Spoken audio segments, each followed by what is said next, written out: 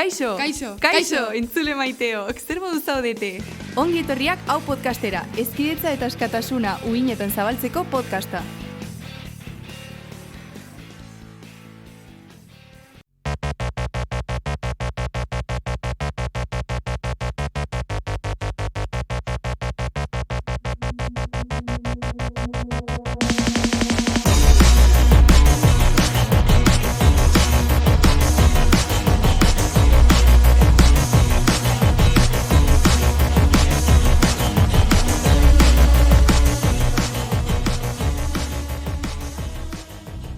Kaixo, ongi etorriak izan gure podcastera.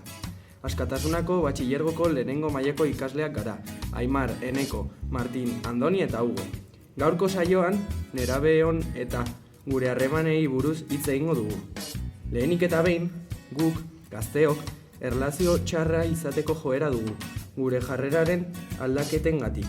Horrez gain, adin honetako harremanak beti esperientzia berriak dira, eta arazoak sortzen dizkigute. Hala ere, gazteok adituak izango bagina, ez lirateke arazorik egongo? Kaixo, zer moduz, gauz gaude bai, oso pozik hemen egoteagatik. Oso gustora gongo garela uste dut. Pozten naiz, baina ikusleei podcasta asko gustatzen bazaie, bigarren zati bat egin dezakegu. Hori da, oso gustora gongo garenez, hau guztia errepikatuko dugu. Gainera oso gai garrantzitsua da gurasoentzako eta irakasleentzako. Nerabei sexu hezkuntza hobeago bat emango baligute ez lirateke hainbeste arazo egongo gure harremanetan. Hasi baino lehen, zergatik bururatu zitzaizun podcastaren ideia? Pentsatu genuen duela 20 urteko hezkuntza oraingo bera izan balitz, ez zatekeela hainbeste arazo egongo nerabeekin. Orduan gure intentzioa nerabeak hausnartaraztea da, ezta? Horixe da bai, izan ere, nerabeok gero eta pornografia gehiago konsumitzen dugu. Hain zuzen ere, gazteek ehuneko 70, hau da, 10tik 7 pornografia ikusten dugu. Bai, eta Borja Muñozek psikologak honako hau esaten du. Gaur egun gazteak kultura sexual oso txarra dute. Horrekin ados nago, uste dut kalte asko egiten duela pornografiarengatik. Baina, zer uste duzu dela pornografia? Pornografia industria bat dela uste dut. Hau da, horrekin jendea dirua irabazten duela esan nahi du. Baina, haien objektiboa kaltegarria izan daiteke. Baina, zer nolako kaltea eragin dezake pornoak? Nire ikuspuntutik, arazo larriena gazteak dira. Hau da, gazteak oso txikitatik ikus dezakete pornografia. Mugikorrak txikitatik dituzte, eta ez dute ikusten fikzioa dela. Nik esan dudan bezala negozio bat da. Baina hori nola dakigu? Horretarako datuak daude. Erakunde garrantzitsuei buruzko datuen arabera, Save the Children bezala, 10 gaztetatik 7 ikusten dute pornografia aldiro Espainian. Baita esaten dute, 99,9% ikusi dutela noizbait. Azkenik, Save the Children erakundea esaten du gazteen erdiak, baino gehiago uste duela pornografiek bere sexu esperientzeko idei onak ematen dituela.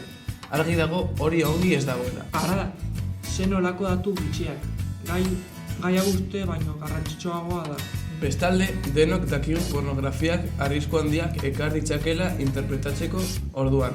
Ez badakigu identifikatzen zer sexu mota praktikatzen den, hor eta uste badugu sexua dela, arazoak ekarriko dizkigu. Orduan, nore irudikatzen ditu pornografiak sexu harremanak? Desberdintasun handiak irudikatzen ditu generoen artean. Hau da, pornografia jarrera oso matxista adierazten du. Violentzia alderdi nagusia da bideo gehienetan eta jotzeak exitazioa sortzen duela, irudikatu nahi dute. Gainera, pornografiak gizonaren figura protagonista gisa erakusten du, eta horrek ikuslea bere inguruan gertatzen dena gizonezkoaren nahientzako eta intereseentzako direla pentsatzera eramaten du. Horrela, emakumeak askotan objektu bihurtzen dira, eta gazteek iritzi hori egokitzat hartzen dute. Horrek, genero rol eta harreman desorekatuak indartzen ditu. Ikusleek pertsonaien arteko interakzioetan boterearen desoreka handitzen dutelarik. Hau guztiz okerra da. Ados nago, gaizki ulertzen dute sexu harremanak. Nire ustez, hobeto landu beharko zen. Bai, adibidez, Borja Muñoz psikologak saio batean esan zuen bezala, nerabeon sexu heziketaren eredua eskasa da, eta berandu lantzen da. Ni berarekin bat nator eta nire ustez horregatik gazteok eredu bezala hartzen dugu pornografia. Orduan, txikitatik landu behar den zerbait dela esan nahi duzu? Bai, baina modu integralean egin behar da. Hau da, sexualitateari buruzko tailerrez gain, beste ikasgaietan gai hau lantzea oso egokia izango litzateke. Izan ere, urtean zehar soilik 2 klase erabiltzen baldin badira, gazteok ikusten dugun bakarra 2 klase galduko ditugula da. Aldiz, urtean zehar gai hau zeharka eta gehiagotan lantzen bada, eraginkorragoa izango litzateke. Eta nola landuko zenuke gehiago? Ez da zertan bakarrik sexuan zentratu behar. Adibidez, euskera, gaztelera eta hizkuntzak diren ikasgaietan gai honi buruzko testu gehiago aurkeztu aldira, ulermen ariketak egiterako orduan. Edo antzerkiak eta horrelako jolas kooperatiboetan gai hau sartzea. Gainera garrantzitsua da txikitatik lantzea, pornografiak bere ideietan hainbesteko eragina izan ez dezan. Eta zer eragin ekar ditzake? Lehenik eta behin emozioak eta sexuarengan duten ikuspuntua eragin dezake. Nerabek haien fantasiak eta desirak imaginatu aurretik ikusten dute pornoa, eta horrek haien ikuspegia eta iritzia kaltetu dezake. Honengatik gehien bat ez dute ikusten fikzioa dela. Honekin lotuta adibidez, Maider Garzia de Bikuña sexologoak dio gazteen emozioak lantzea oso baliagarria dela giro eroso bat izateko haien bizitzan. Baina, fisikoki ere eragin dezake txikitatik gaizki lantzeak, ez da? Bai, arrazoi duzu, baina gehien bat nerabezaroan eragin dezake. Izan ere, adin horretan harreman sexualak izaten hasten dira eta gaixotasunen aurrean oso ahulak dira. Bai, uste du gaixotasunei buruz hitz egitea oso garrantzitsua dela. Zer gaixotasun mota daude? Bai, ados nago zurekin. Gaur egun ohikoenak klamidiasia, gonorrea, sifilisa eta trikonomiasia dira. Eta Martin, azaltuko diguzu nolakoak diren gaixotasun hauek? Gaixotasun hauek sexu bidez transmititzen dira eta haien sintomak oso larriak dira. Gonorreak adibidez, pisa egitean bihotzerrea ematen dizu. Sifilisak adibidez hainbat gorputzeko parteetan ultzerak sortzen ditu eta ez bada tratatzen mortala da. Aurreko astean, egunkarian irakurri nuen gaixotasun mota hauen kasuak gora doazela, Euskal Herrian eta munduan zehar. Bai, Osakidetzak ihesaren eta sexu transmisioko infekzioi buruzko jasotako azken datuen arabera, iaz 2358 klamidiasi kasu diagnostikatu zituzten, 1737 gonorrea kasu eta 318 sifilis kasu. Gonorreari dagokionez, adibidez, 100.000 biztanleko 12,2 kasu antzeman ziren 2014an eta 79 iaz.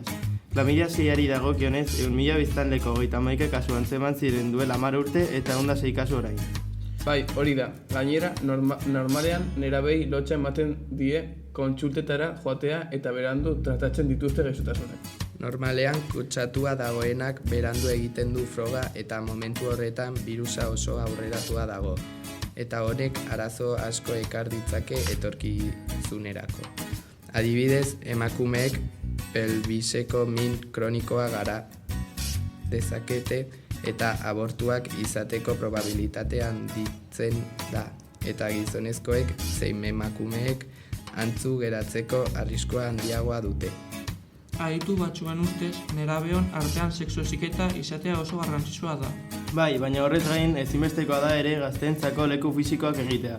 Adibidez, Ipar Euskal Herrian lotxa hori arazo bat ez izateko, hainbat osasun etxeetan unitate espezifiko bat sortu egin dute. Kontsulta honetan zuzenean jotzeko aukera dago, familia medikoarenetik eta espezialenetik igaro gabe. Hori egotea oso ongi dago, horrela gazteek hain gaixotasuna tratatu ahalko dute haien familia jakin gabe. Hori guztia oso ongi dago, baina podcast honen tituluak esaten duen bezala, nerabeek eta sexuak zer nolako harremana dute? Espainia osoan nerabeon 50% sexu harremanak izan ditu. Hain zuzen ere 16-18 urte artean. Eta zergatik uste duzu hainbestek izaten dituztela harreman sexualak? Nire ustez argi dago, generazio berriek oso azkar ikasi nahi dugu zer den bizitza. Hau da, erretzean, alkohola edaterakoan edo sexu harremanak izateko orduetan. Horrekin ados nago, baina txarra iruditzen zait. Bai, egia da, arriskuak ditu. Ez litzateke izango lehenengo aldia adindun bat agurdun geratzen dela. Ez dut ikusten alde honik, bakarrik haien plazerentzako. Dirudi haientzako hori dela axola zaie bakarrik. Bai, sexu harremanak zer diren deskubritzeko bizitza osoa dute. Nire ikuspuntutik oso goiz hasten dira. Laburbilduz, ikus daiteken nerabeok pornografia asko ikusten dugula eta ezikita hobetu daitekela. Eta baita, arrisku asko daudela sexuaren munduan ere. Ardun geratzeko orduan edo gaixotasun bat hartzeko orduan. Eta guzti honekin utzi egingo zaituztegu. Eskerrik asko entzuteagatik. Agur! Agur!